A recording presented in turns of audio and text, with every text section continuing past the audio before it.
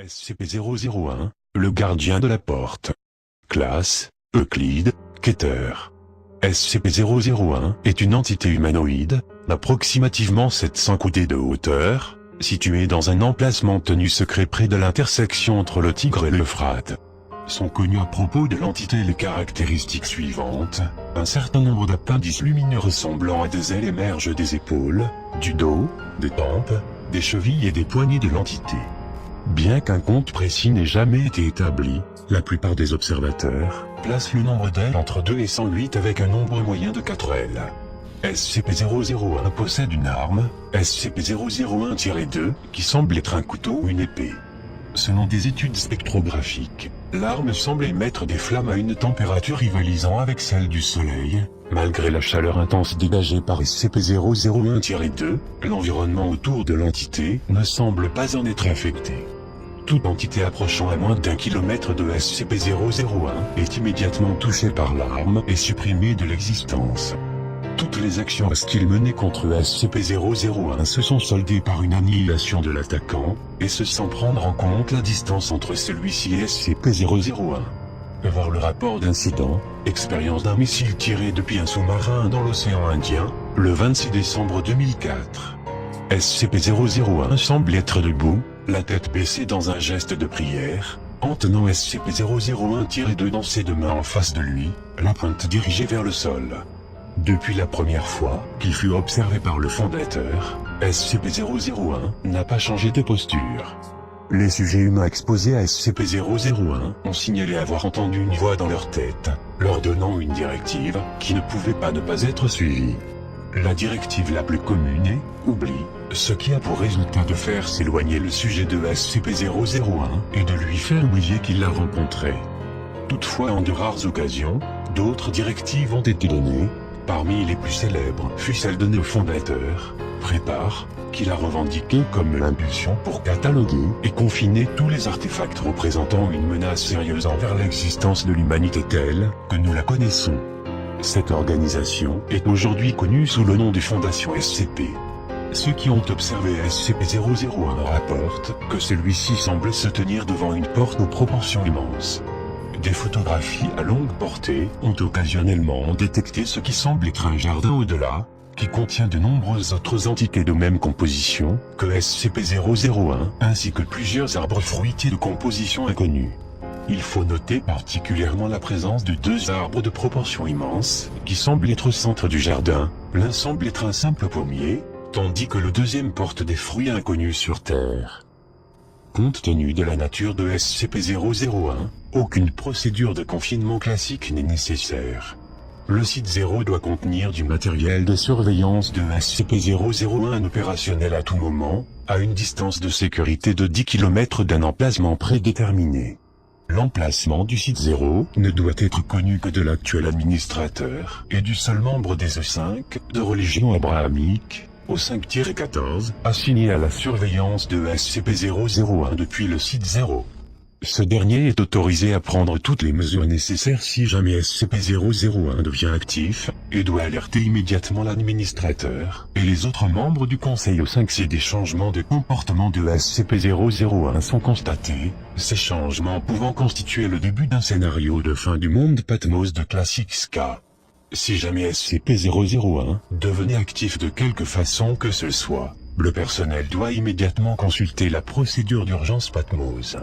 Les algorithmes de décodage de la procédure d'urgence Patmos doivent être conservés sur le site 0, en possession du surveillant désigné, et doivent être transmis à tous les autres sites de la Fondation si jamais SCP-001 devient actif.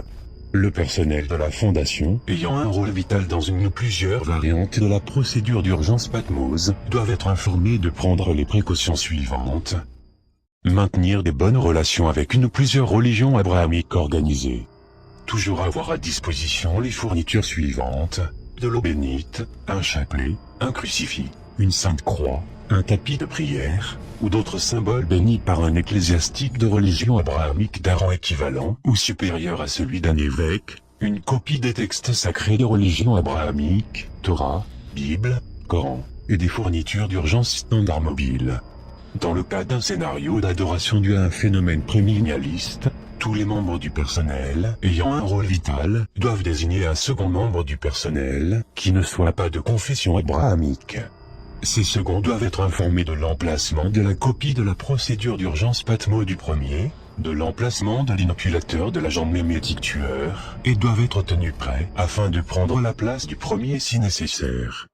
De rechercher les familiarités avec tous les autres objets SCP possiblement impliqués dans un possible scénario de fin du monde Patmos de classe XK. Addendum 001A, portée d'attaque de SCP-001-2.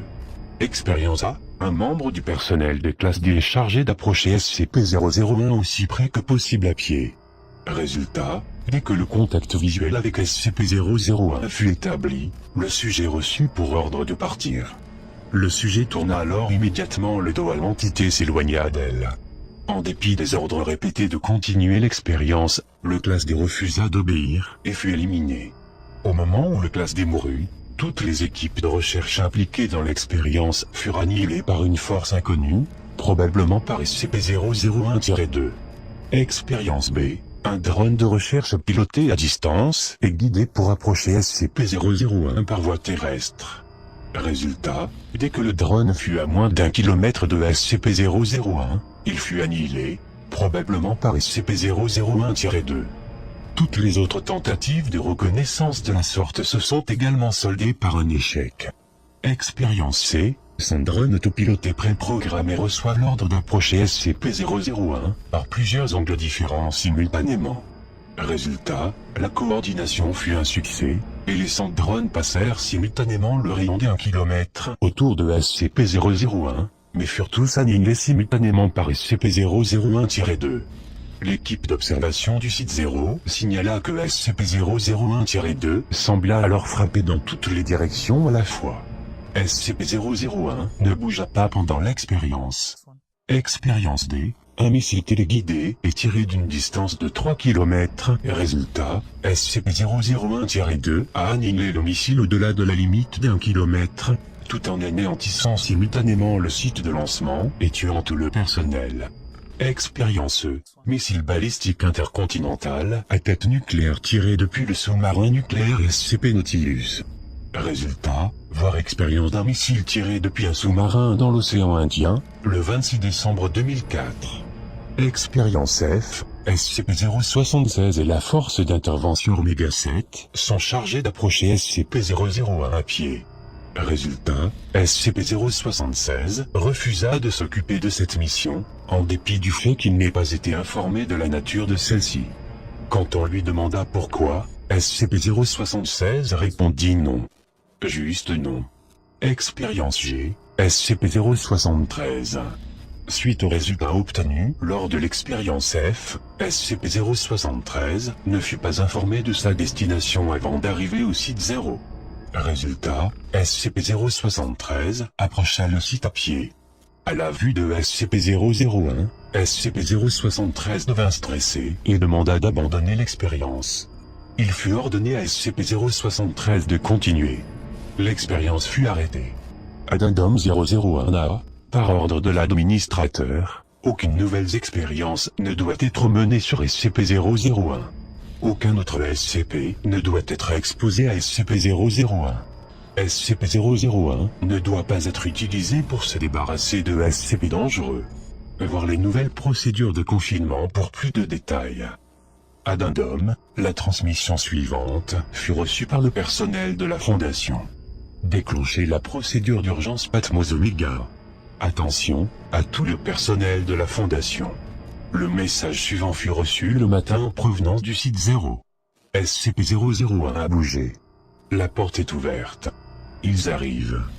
À cause de la confluence de cet événement avec les récentes brèches de confinement de SCP-995, l'ouverture de SCP-616, et l'activation de SCP-098, la Fondation doit immédiatement débuter les préparations pour un scénario de fin du monde de classe XK. SCP-076 et SCP-073 doivent être sécurisés immédiatement. L'ensemble du personnel doit déverrouiller et décoder l'ordre d'urgence Patmos Omega, et suivre les ordres qu'il contient. Le site 19 doit être sécurisé, tous les SCP et membres du personnel non essentiel doivent être supprimés. Lorsque le site 0 fut contacté, au 5-14 répondit qu'aucun message de la sorte n'avait été envoyé et que SCP-001 était resté inerte. La transmission a donc été jugée comme un canular. Cependant, un examen plus précis de la transmission a révélé que le message venait du futur.